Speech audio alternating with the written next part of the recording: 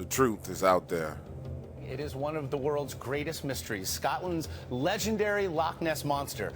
So does the lake creature actually exist? Well, if you ask one man, he'll tell you it is in fact no myth. Every day it's flaunted in front of your face. Hundreds of people in the valley say they are hearing voices in their heads. You just choose to ignore it. Belief can be a powerful force. No one knows that better than the people who are sure they've seen Bigfoot. Real accounts. He says he knows who's playing mind games. Rogue government officials that are sponsoring this, also corrupt business officials, and private citizens. From real people. Hundreds of people turned out tonight for the unveiling of a very controversial statue. Yeah, it really is. The Satanic Temple of Detroit revealed the 1-ton bronze statue. It's time for you to take a swim. I'm just excited to see my Lord and Savior Baphomet represented in such glorious Italian stone. I do hope his eyes gaze upon me, and that my allegiance is recognized. In the dark waters.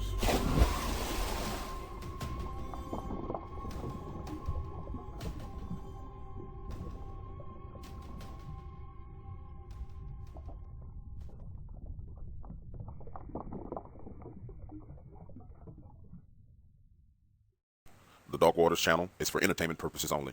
Although information in these stories can be traced back to relevant and true sources, Dark Waters strongly discourages its viewers, listeners, and subscribers from visiting the sites of incidents and encounters discussed or revealed on this show. In other words, I will not be held responsible if you are attacked by dogmen, molested by Bigfoot, bitten by vampires, chased by chupacabras, abducted by aliens, accosted by the Men in Black, investigated or arrested by local law enforcement, CIA, FBI, NSA, EPA, BLM, or any other alphabet group, whether on U.S. soil or abroad. Thank you for tuning in and enjoy the show. On the last installment of the Dark Waters channel, we shared with you the history of the Lockett Ranch as told by the Chickasaw Indian tribes. Edward Lockett Sr. has prepared for war, but has he bitten off more than he can chew? Will he survive and take back his ranch? We proudly present the final installment of Dogman, Siege at Lockett Ranch, followed by Inside Baseball with Dark Waters, the narrator.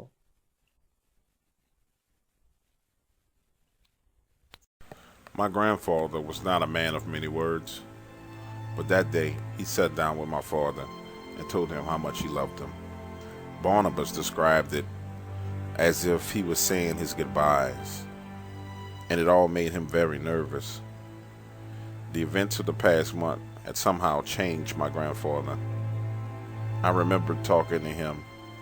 It felt like there was something there, just beneath the surface, bubbling. A darkness that I had never felt before in my grandfather. I believe that he had now mentally journeyed to a dark place to prepare him for his next encounter with the Gray One. I will never forget the look in his eyes. There was no fear. There was just this eerie calm, as if he had made peace and didn't care what happened next. During his visit, he held my grandmother in his arms like she was a newborn baby, telling her how much he loved her, how she made his life worth living. My grandmother looked up at him and said, "Promise me that no matter what, you'll come back to us." That was a promise that my grandfather made. But even she knew something had changed. Something was very different about my grandfather. When he and Mr. David left the house, I stood there in the road with Grandma as a cloud of dust from the truck tires escorted my grandpa and Mr. David away from the house.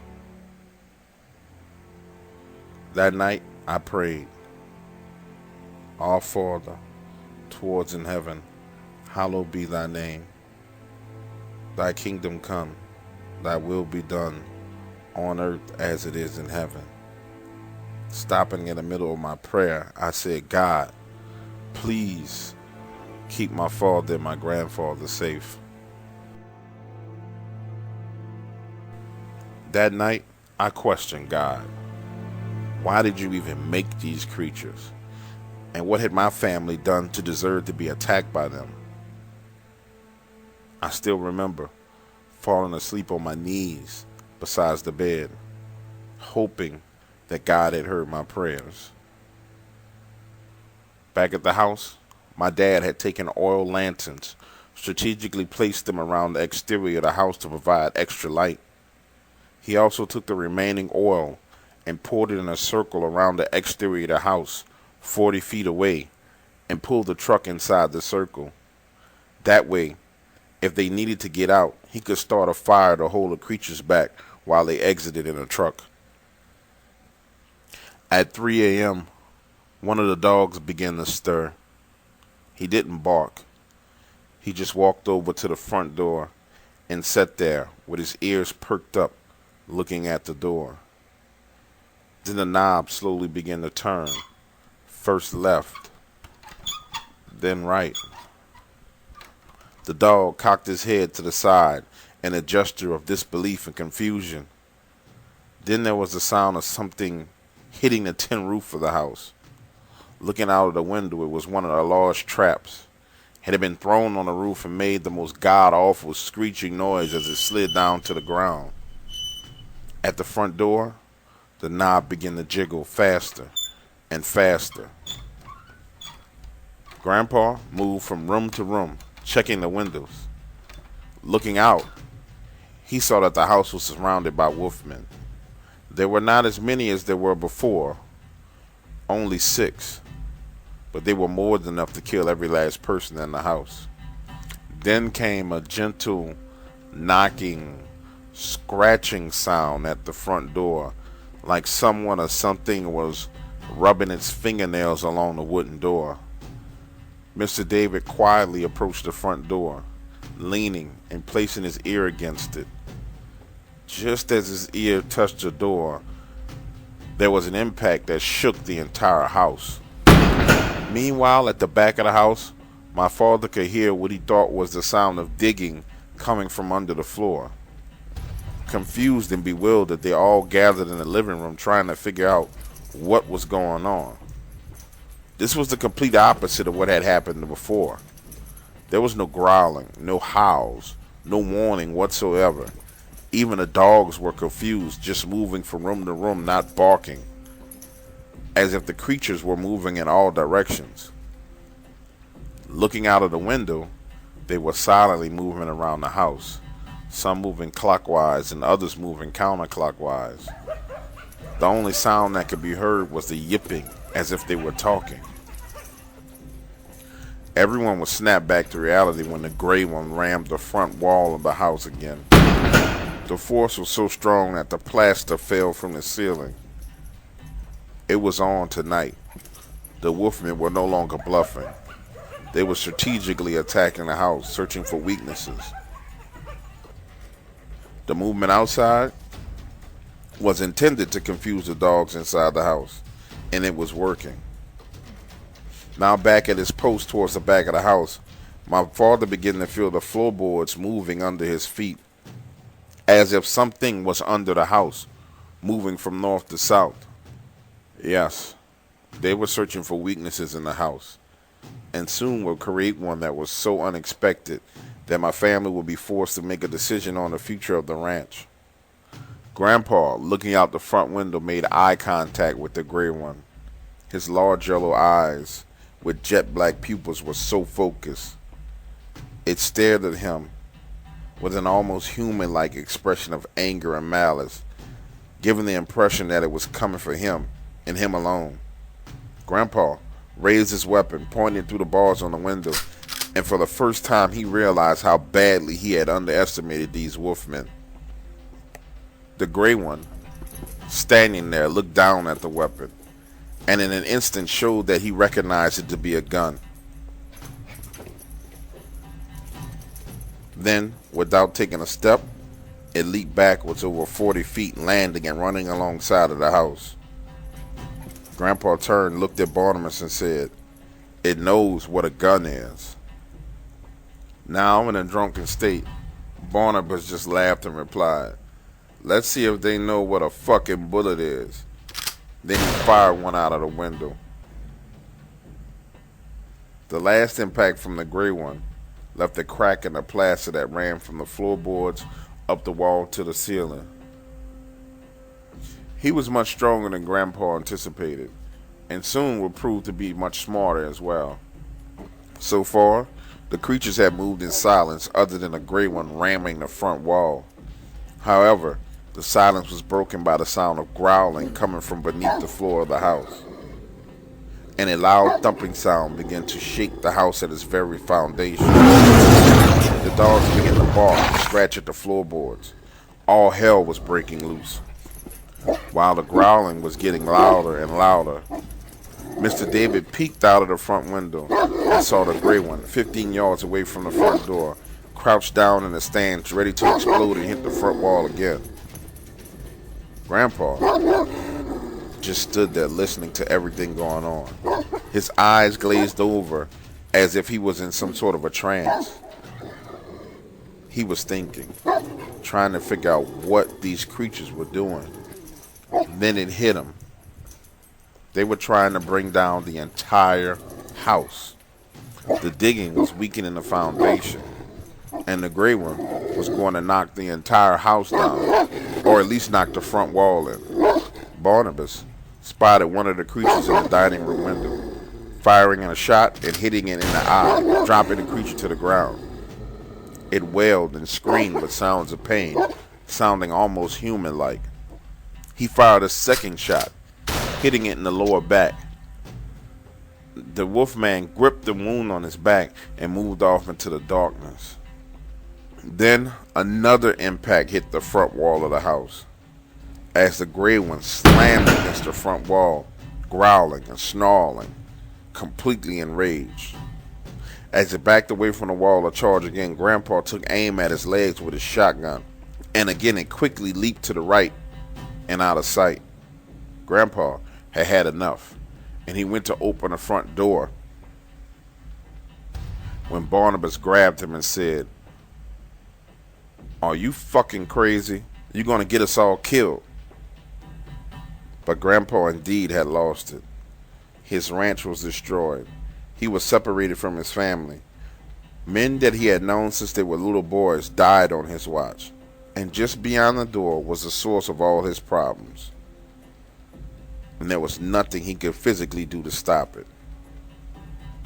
Leaning on the door, he slid to the floor and broke down crying. Not out of fear, but anger and frustration. In the middle of all the chaos, Grandpa was having an epic meltdown. His entire body shook from the third impact, and they all heard the ceiling joists in the house begin to splinter and crack. It was only a matter of time before the gray one would take either the front wall down or the entire house. Those were some very dark moments, according to my father. He weighed the option of shooting himself in the head versus being eaten alive by these creatures, and he described the sensation of the air being sucked out of the room when my grandfather lost his will to fight. But Barnabas, now drunken and fearless, had discovered something. A shot to the eyes of these creatures may not kill them, but it will send them in the other direction. Barnabas moved from room to room, firing shot after shot. Finally, he hit another one in the nose, and it spun around, yelping in pain. Indeed, Barnabas had found a way to quickly hurt these creatures, but he was not the best shot. Grandpa was a deadly shooter with a rifle. Barnabas, in a drunken rage, yanked my grandpa up from the floor and said to him through clenched teeth, "I don't shoot like you. You're gonna have to do this. You're gonna have to save us. You're gonna have to man up." The fourth impact on the front wall was so powerful that the light fixtures fell from the ceiling. Grandpa, now refocused, quickly took aim out of the window, firing a shot, hitting a gray one in the air, completely severing the top portion of it. He fired again, but missed as it took a leap away from the house. This was now a cat and mouse game between the gray one and Grandpa. Every time it moved forward, he took a shot, and it would move away. The front wall could not withstand another hit, and this went on for the next 2 hours until well after sunrise. Then, just as quietly as they came, the wolfmen left.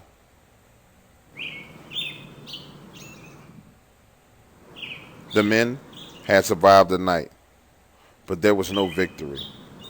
Standing outside facing the house, the front wall was leaning inward.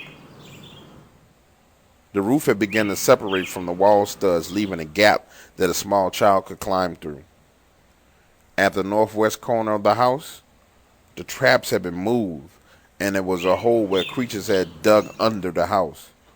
Barnabas crawled in and discovered that the dirt surrounding the front wall of the foundation had been dug away from east to west, and the digging continued along the east side of the house.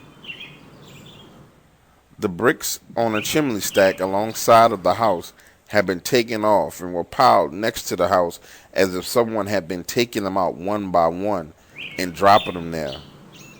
With the house on the verge of collapse and no place to hide, Grandpa decided to abandon the property for good.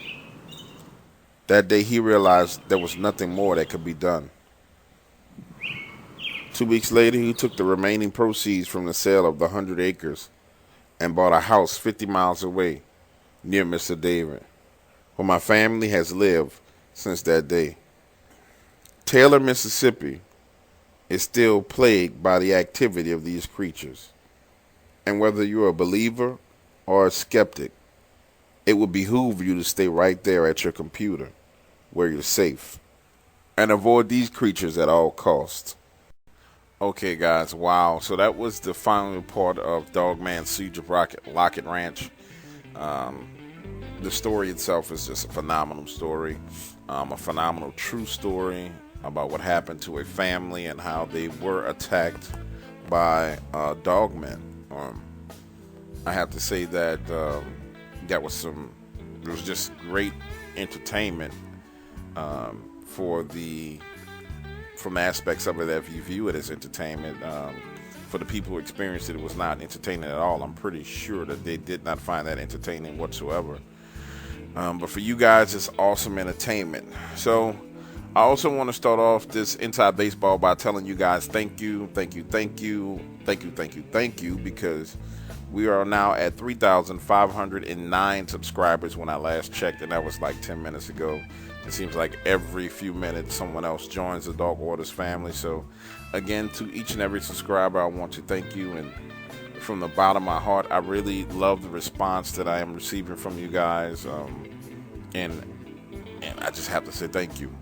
An apology is due because this video is late. It is 2 days late, but as I go into a little bit more about this Inside Baseball, you guys, I'm going to reveal some things to you that explain why it's late. But now I want to pivot and just, talk about Taylor, Mississippi, and kind of address the people in Taylor who have found this video and listened. I have received some messages from people in Taylor, Mississippi. Some people are upset about me putting this information out, and I can completely understand where they're coming from, because for those people, this is something they have to live with, guys. And so to my subscribers who want to go out and actually encounter Dogman or would love to see Dogman, I mean, I admire your courage, and hey, I think it's something that we're all adults, and if it's something you want to do, that's on you. But I would ask that, we leave the city of Taylor alone, because the last thing we need is someone getting hurt or someone going out into the woods in that area and forcing these creatures into the city, to the government or agencies in Taylor and the law enforcement in Taylor. My intentions of doing this video never was to cause any problems for anyone. I'm an entertainer, and what I was doing was providing fantastic, phenomenal entertainment. It's just unfortunate that when you do deal with entertainment that is based on truth, then the truth is sometimes, again, much more frightening than anything someone can make up. And that is what I do on this channel. So I take true stories and I bring them to life. And again, this is a true story that has been brought to life. And there is a lot of truth to what's going on here. And with that being said, if it's caused anybody any problems, I sincerely apologize. And don't take my tonality of the way I said it, meaning I don't mean it. I really do mean it, because I don't want to see anybody get hurt. And I don't want to see anybody have any more issues than they're already having. So with that said, I wanted to make that public and official, that you guys do know that I care and I am concerned. And I had my own encounter. And if you go back and listen, I was skeptic of this, very skeptical of this, until I had my own encounter. So this is not a person talking about something that they didn't experience. I know how frightening this is, and I can imagine how frightening it is for someone to actually have to live in an area where there's activity from these creatures. So to you guys, be safe, lock your doors, keep your shotguns handy, and watch your back while you're out there, because not everybody knows that this is real. Not everybody believes it's real, but we know it's real. So then to address some other entities, some other individuals that I've been encountering. I'm not the guy that you threaten or send threatening messages to. I'm the guy that you have a conversation with. I'm the guy that you say, hey, listen, bro, you hit on something that's real true, and it's a problem because you're bringing something to the table that can cause more problems for other people. And I'm a people's person, and again, I don't want to see anybody get hurt. So just for the record, in the future, and you guys know who I'm talking to, if there's something you need to tell me, simply come tell me. And then that avoids a lot of trouble and drama and other things that can go along with how certain situations have been handled. And I'll leave it at that.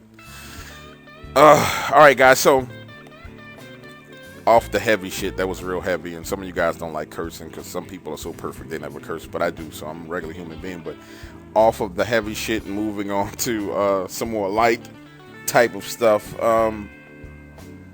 Coming up next, we have a collaboration between me and a guy named Mr.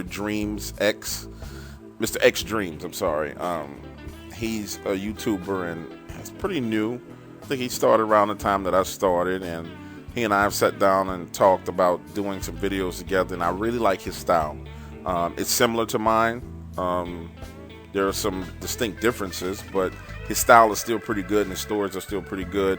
His content is rather lengthy. So that'll be coming up next. The next story is going to be 10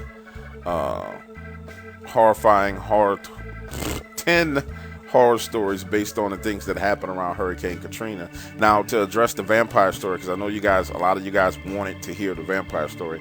The vampire story is actually done, but I'm being forced to pivot and do this other story because there are some issues with putting that out right now. Again, that goes back to stuff being true, and there are issues with putting it out. Some certain people got wind of it, and the officer who worked with me on it was like, listen, I need you to chill. Don't put this out right now. Like, give me a little while to retire and get my pension before you put this out. So, and hey, I appreciate him trusting me. So I'm going to hold that for a little while. It's not going to be long, but I'm going to hold it for a little while, and then I'll put it out. Because, again, like I say, when you're talking about true things that happen and true experiences, there's always consequences for truth. And that's something I want you guys to understand. And I don't say that being condescending, like you don't understand it, but I'm just saying there's consequences to our actions, and we have to be prepared to pay the consequences for our actions. Although this is YouTube and although it is entertainment, there are still consequences to people's lives for some of the things that we put out on YouTube, and especially in my case, some of the truths that I expose. So I try my best to be as responsible as possible. Quickly, let me pivot back. Ed, thank you. I didn't tell Ed thank you earlier in the video. Thanks, bro. You're the man. I love you. I'm glad that you and I have gotten to a point to where we can pretty much talk at any point in time. And I really love Ed, guys. He's like the coolest dude on the planet once you really, really get to know him. So that vampire story is it's on hold for now. It's not on hold indefinitely. I would say another 2-3 weeks, but it's on hold. So pivoting back to this partnership with Mr. X Dreams, or this collaboration with Mr. X Dreams, if I can get a couple of you guys to go over and check out his channel, it's Mr. with an X, the letter X Dreams. Check him out, subscribe, say hello, show him some love, because he's another YouTuber that's getting started, similar to how I was 3-4 months ago before you guys embraced me, and it's something that I think is important.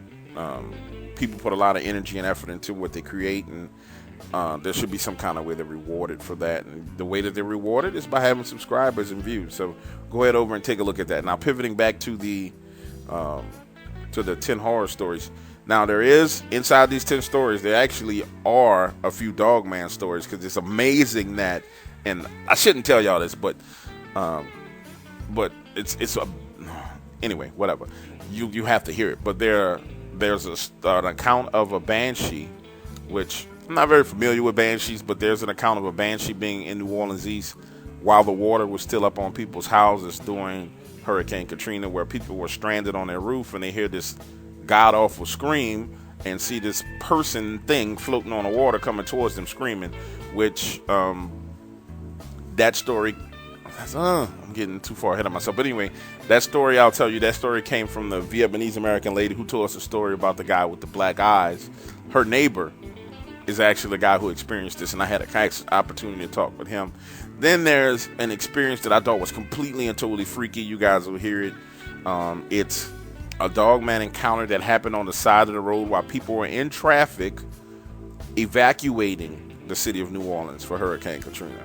And that's all I'm going to say on that, because I don't want to give too much away, and sometimes I don't know how to keep my mouth closed. You guys know how I am. But so there's that. Then there's just some very gruesome stories of search and rescue people finding dead bodies, and just the crazy, outlandish stuff that happened after Hurricane Katrina. Now, someone somewhere out there is going to get in their mind that I'm trying to profit or from the disaster of Hurricane Katrina. So for the record, let me say this ahead of time. I lived in New Orleans during Hurricane Katrina. I've actually lived in New Orleans my whole life except for 2 years, maybe 2.5 years. I was here. I owned not only one house in New Orleans when Hurricane Katrina hit, I owned 20 properties and 3 businesses when Hurricane Katrina hit here in New Orleans. And overnight, everything I owned was wiped out, along with every client I had moved and was displaced. So before we have someone who tries to take the moral high ground on me and say, oh, you shouldn't be talking about this, if anybody has a right to talk about it, it's me. And with the contributions that I've made to this city and helping bringing the city back through some of the other things that I do, I have the right to talk about Hurricane Katrina and some of the things that have happened. So I just wanted to put that on the record in case somebody comes at me sideways about that, because I would really, really, really be upset. And so to ward that off, I'm going to put that on the record now and let it be said. So I have about 9 of you guys who sent in your testimonials with your voices on them. I appreciate each and every one of you guys who've done it. If we can get more, it'd be fantastic. And I want more. Excuse me. Also, there are I've included a couple other people on the show. You'll hear that there's a disclaimer on the show now. One of the subscribers did the disclaimer, and as you guys know, Michelle Nestor has been doing the intros. I'm continuously evolving the sound that you're hearing, because I want it to get better and better and better. So I'm always going to be adding stuff in and adding more and more and more in to this channel until finally it reaches the point to where it goes beyond where it is now, and it's almost like you're literally listening to the television, except for you have your eyes closed. So that's where we headed. Another thing that I'm going to be doing coming up real soon, I'm going to be putting out some merchandise for you guys. If you want to buy it, that'll be phenomenal. But and I don't want to offend anybody, but I'm gonna say it. So normally when you deal with YouTubers and you go to their channels and they have like a merchant account where there's t-shirts, it's just kind of like their lame logo on it, and it's like, oh, this is my logo and buy this shirt with my logo. No, I'm having a designer, actually designs for t-shirts, for sweatshirts, and for phone cases.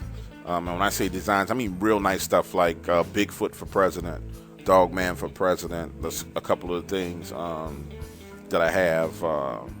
For women, tank tops that say stuff like swimming, yoga, hiking, and listening to dark waters. Just things that I think that are going to be something that you would want to wear, not something you just run around with some random logo on you. So that's coming down the pipeline. That's one of the many things that I'm working on, and I'm excited about that. That'll probably be in the next week or so.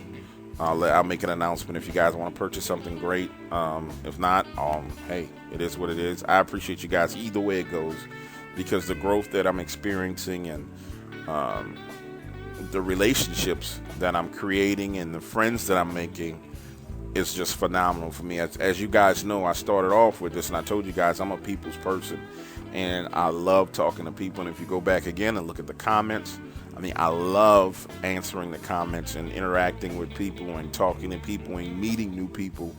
And again, it's going to become even more interactive as I work out some of the kinks and some of the other things that I want to do.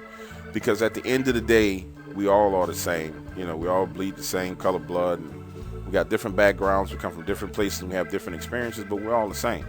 And that is the strength of humanity.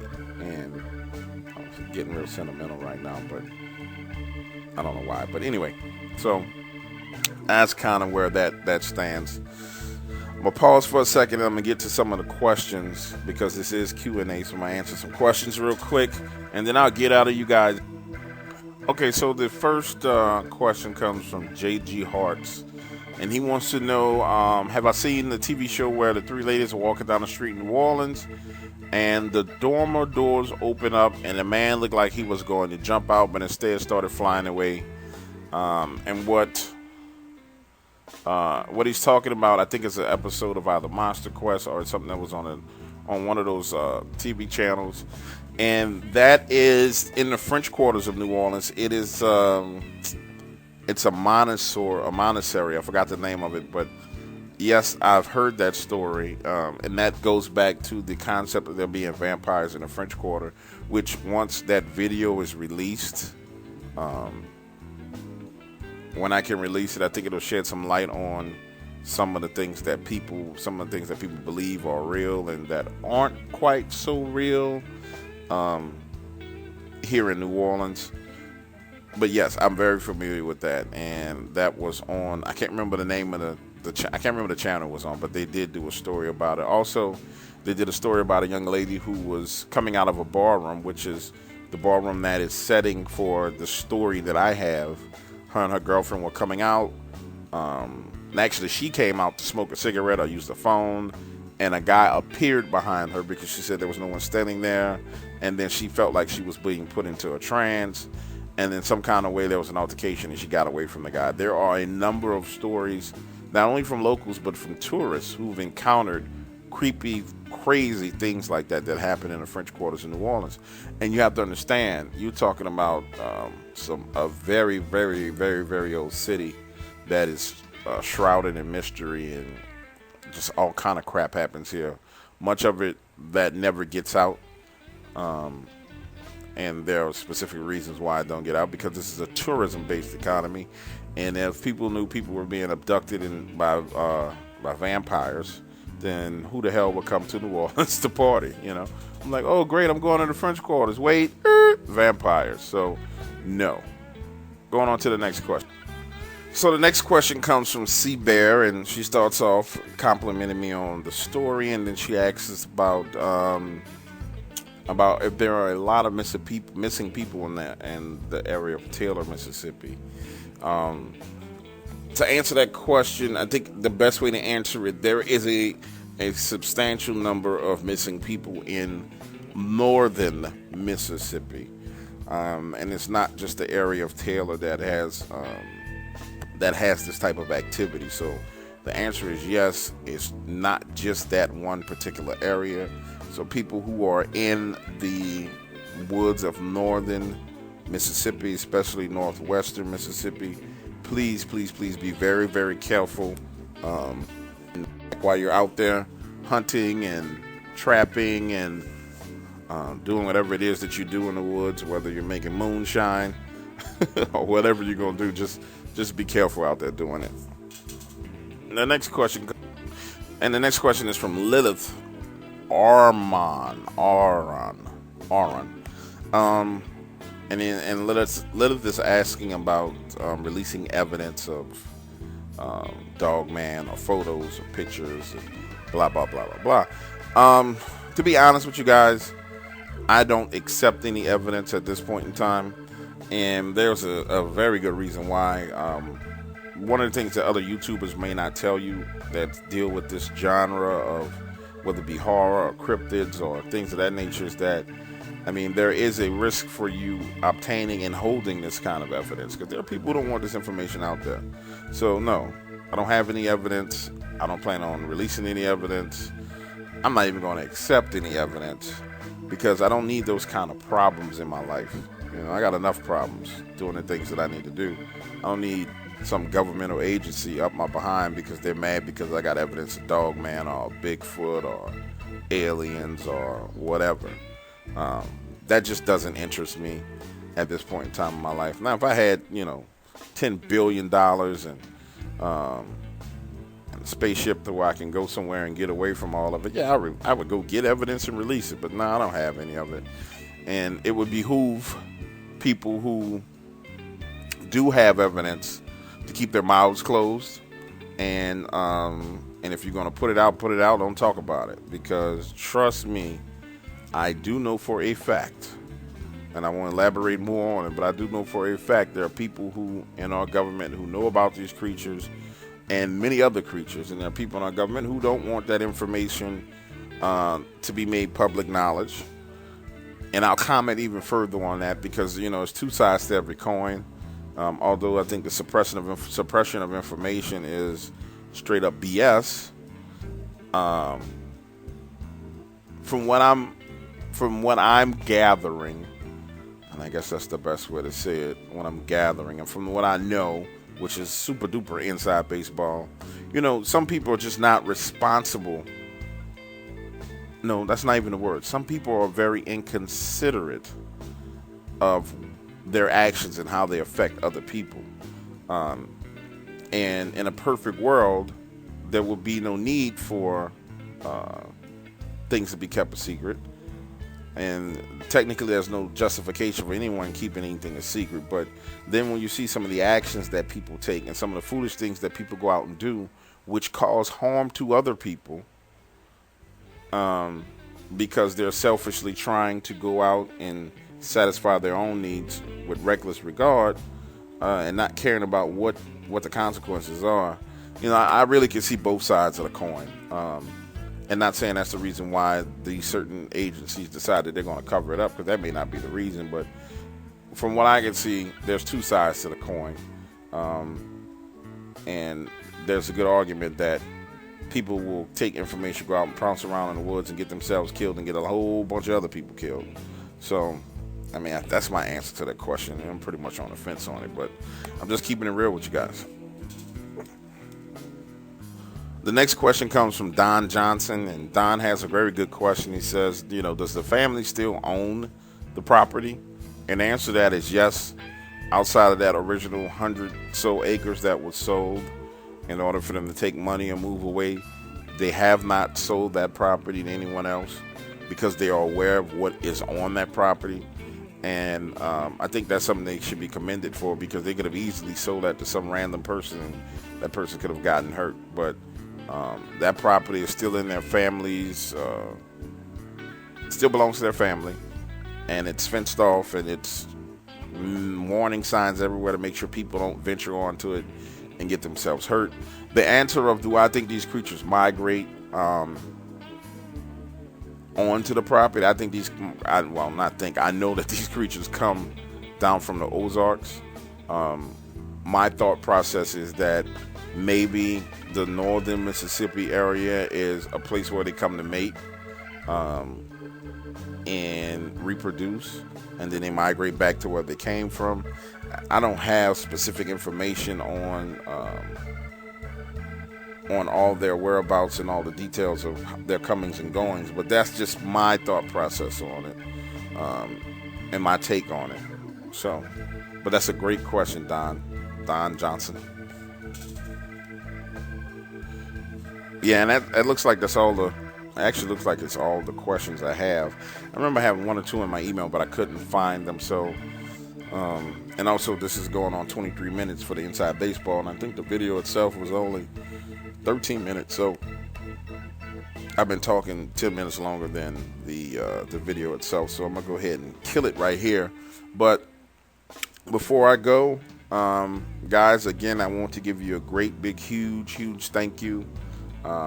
Wait, let me address one more thing, because this is something that I've seen people talk about in the comments and received emails from a bunch of people about.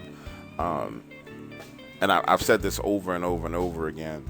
This channel is really about true horror stories. And I know some people say, oh, well, you have to watch your foul language. I don't know how many of you guys have been in a situation where you've been afraid, or you've been frightened, or you've been scared, but the type of language that people use goes completely out of the window. Nobody's worried about being politically correct about their language when they're scared half to death. And that's one thing about this channel that I do is I really take those stories and bring them to life. So in the Dogman story, where there was cursing, that's because that's what was said in the interview. That was exactly the words that were said in the interview. And in other stories where you hear there's cursing, that's because that's what happened in the actual story. So you will hear a bit of foul language on this channel, but it won't be every other word. It's not going to be cursing, because that just wouldn't be intelligent at all. But those words are part of the human vernacular, and people do use those words. So those words will be on this channel, and if you're offended, I'm sorry.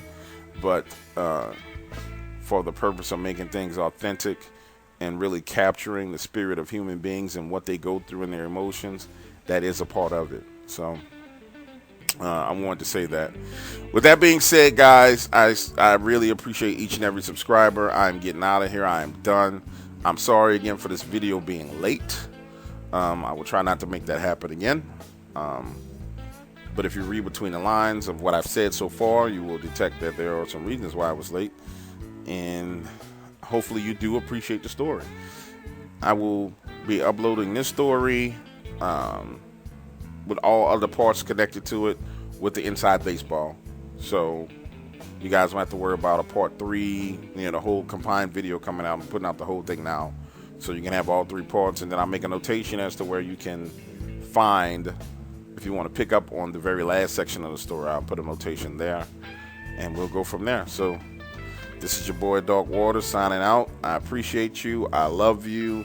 Make sure you share these videos on your Facebook and Twitter page. For each of you guys who've been pushing my content out and making sure that other people hear it, I thank you, and I appreciate you. Good night.